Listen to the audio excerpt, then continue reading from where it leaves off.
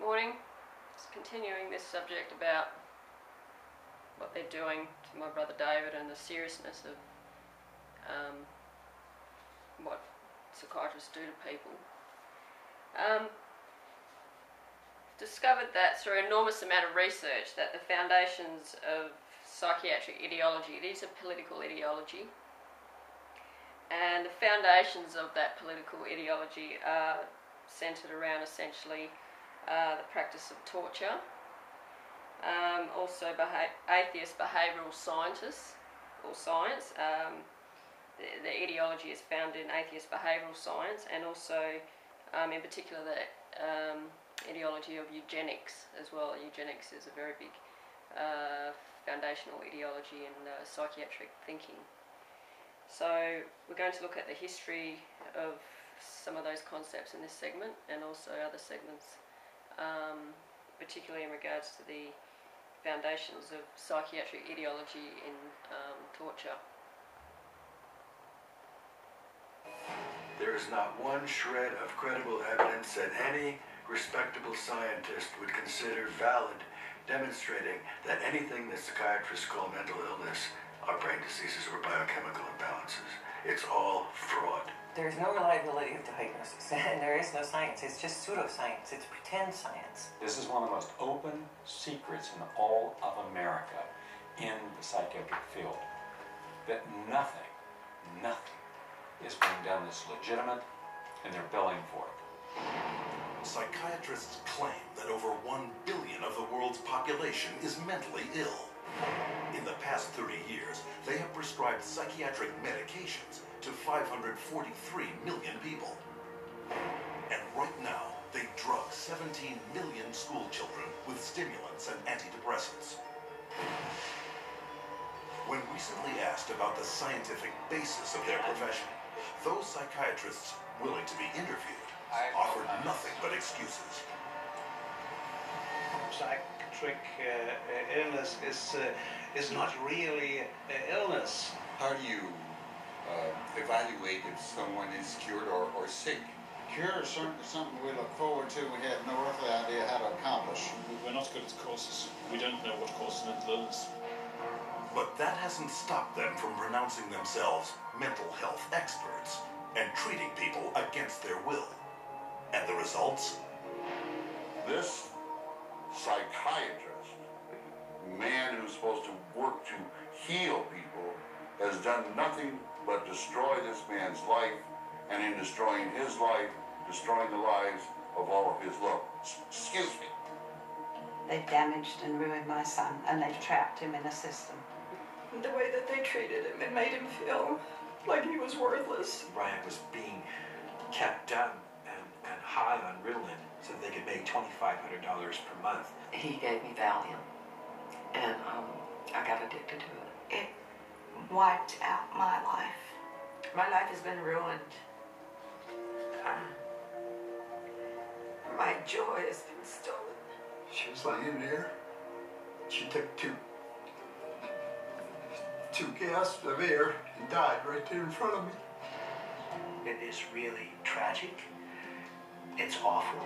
And it's being done for money. That's why it's being done. Oh, it's got to be in the billions. I don't know the exact number, but it's got to be in the billions. It's just unbelievable. This is so big that it boggles the mind. Take the human tragedy you have just seen and multiply it by the millions. In the past 4 decades, nearly twice as many Americans have died in government psychiatric hospitals than in all U.S. wars since 1776.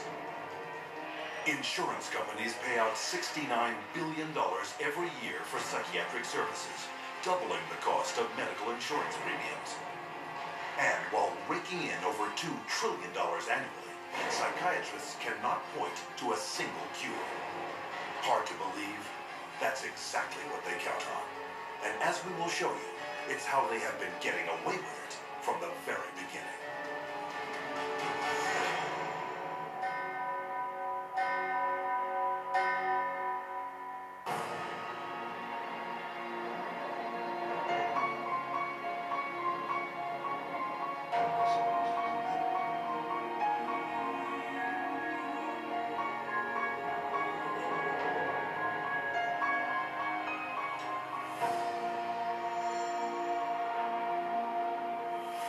psychiatry have to do with control, power, and alienation from certain groups of people who are uncomfortable to be around.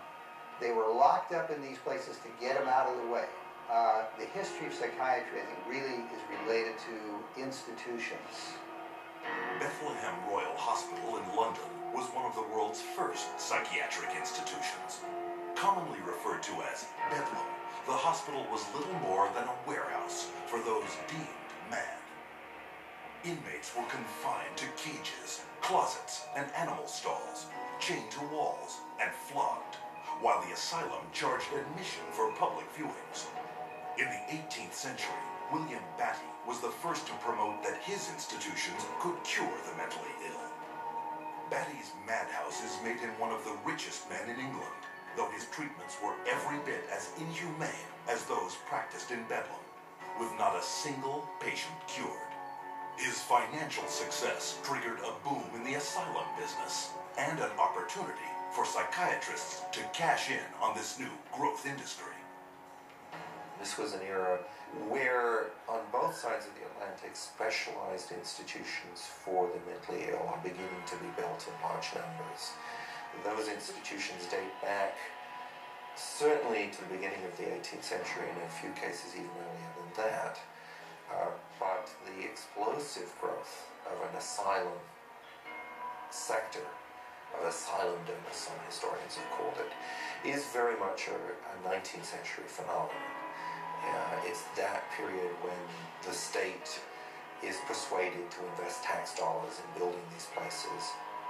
But while those who ran the institutions were getting rich, psychiatrists yet lacked the credibility to maximize their cash flow.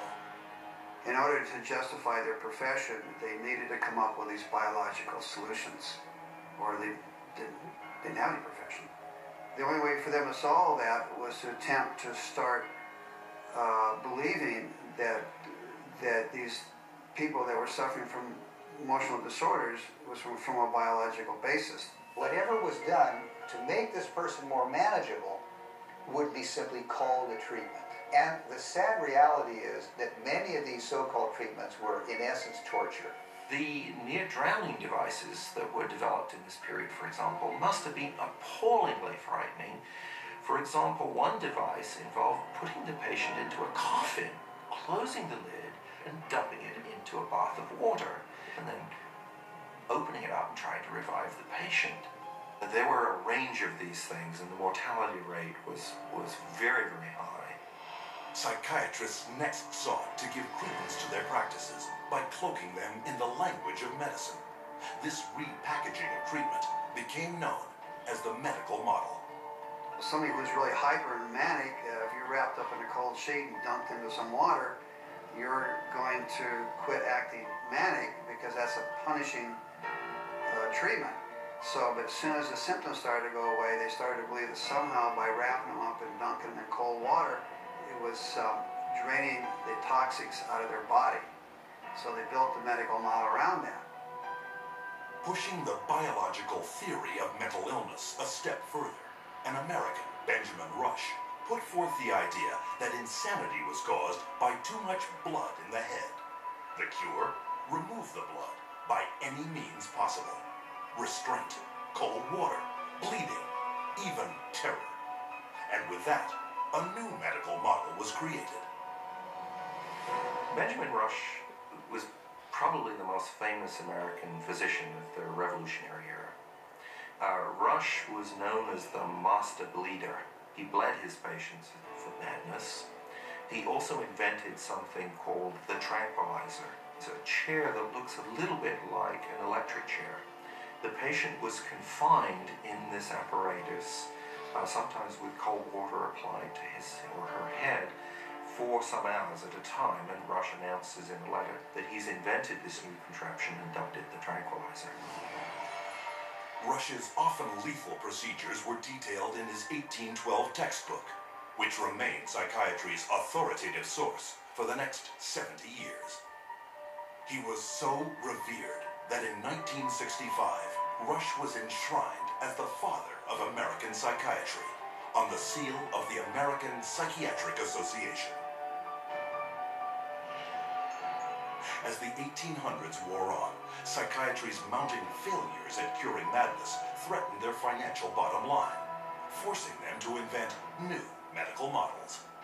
The cures promised weren't delivered. So by the 1860s and 70s, a growing mood of pessimism was covering Europe and North America, that effectively the new institutions were ever growing in size, but not growing in their effectiveness. The 20th century brought more medical models. American psychiatrist Henry Cotton mutilated his patients by removing their body parts, declaring this a breakthrough in the treatment of mental illness. The earliest target was the teeth and then the tonsils and the sinuses.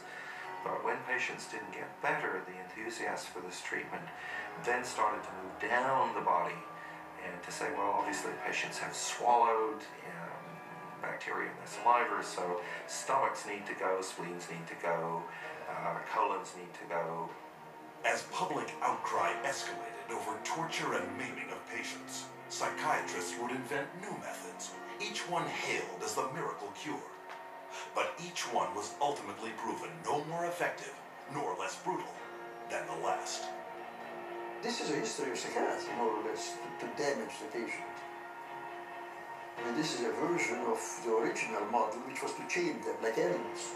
If you're doing it to somebody because you insist that they have to change, and you're going to do that by turning the screws, you might say, whether it's with medication, restraint, whatever, that's torture. And a huge part of what psychiatry has done really comes down to torture. As the 20th century progressed, psychiatry would continue to seek legitimacy by transforming itself into a medical discipline.